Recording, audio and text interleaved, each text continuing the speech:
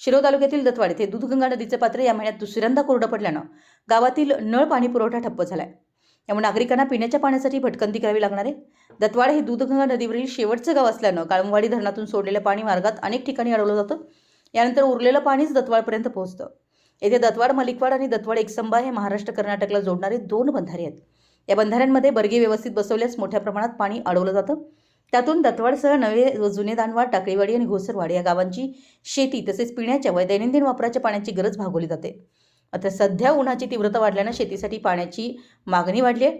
यामुळे महाराष्ट्रासह दत्तवाड, घोसरवाड, काकळीवाडी व टाकळीवाडी, नवे व जुने दानवाड यासह कर्नाटकातील सदलगा, मलिकवाड, एकसंबा आदी गावातून शेतीसाठी मोठ्या प्रमाणात पाण्याचा उपसा केला जातोय।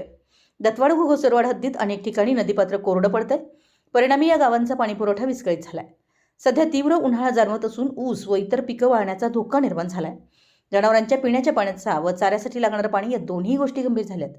दत्तवाड ग्रामपंचायत पाणीपुरवठा योजना असलेल्या दूधगंगा नदीतील जॅकवेल जवळ पाणी संपलंय, त्यामुळे पाणी योजना बंद पडली आहे। नागरिकांना खासगी कूपनलिका, विहीर यावर अवलंबून राहावं लागत असून पाण्यासाठी महिलांना वणवण करावी लागते। त्यामुळे काळमवाडी धरणातून पाणी तातडीनं सोडण्याची गरज निर्माण झाली आहे। मराठी एस न्यूजसाठी दत्तवाडहून जहांगीर रणमली।